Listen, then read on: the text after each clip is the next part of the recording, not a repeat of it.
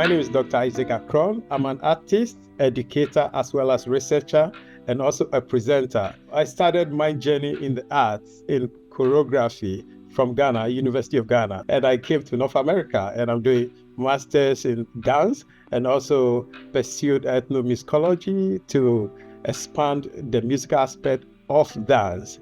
So as part of this research, I have an ensemble, African Dance Ensemble, as well as currently the president of the African Arts Institute. So I serve many capacities, so I'm never bored.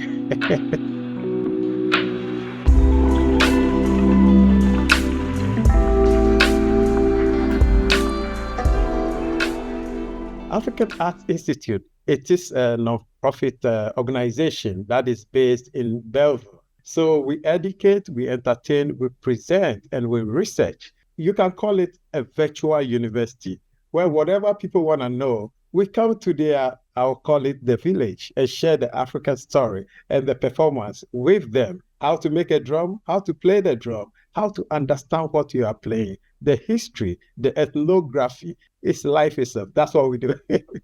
We did slow touring through the Ontario Present program.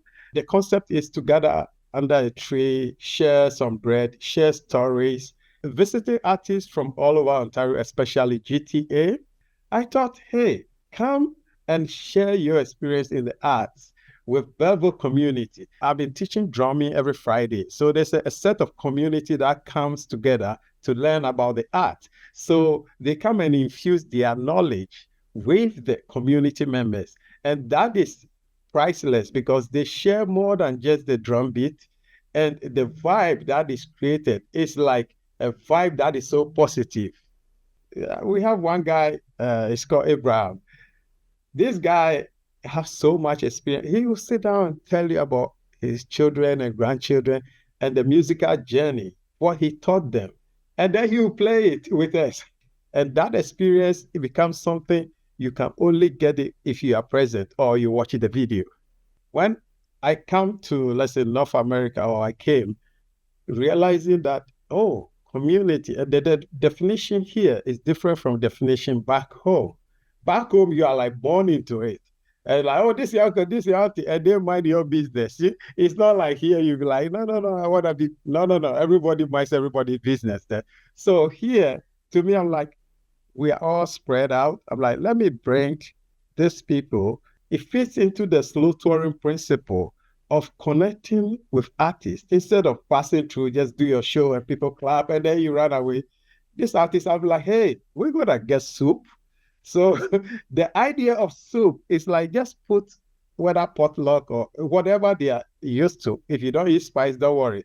Whatever you eat, we bring it together. We like break bread whilst we're telling the stories. So we kind of connected the community on a level that two people who might never meet on this planet, this brought them together. They are coming from all walks of life. So we're going to share what we do in Africa with you. This is what we did. We gathered on Sentinel Park, which is on the Bay of Quinte. It's very popular for a big event.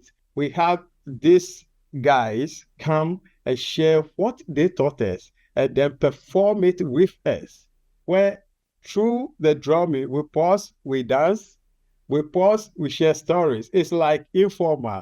And then we invited one of the bands called Highlight Band. They call Butterfly Band.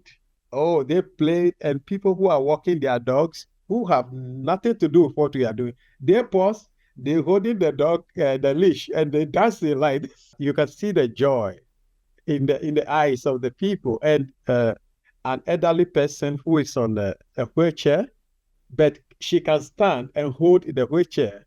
She stood and she was just doing this. And the caseworker, the one attending to the person, was like jaw-dropping, like, can't believe what is happening.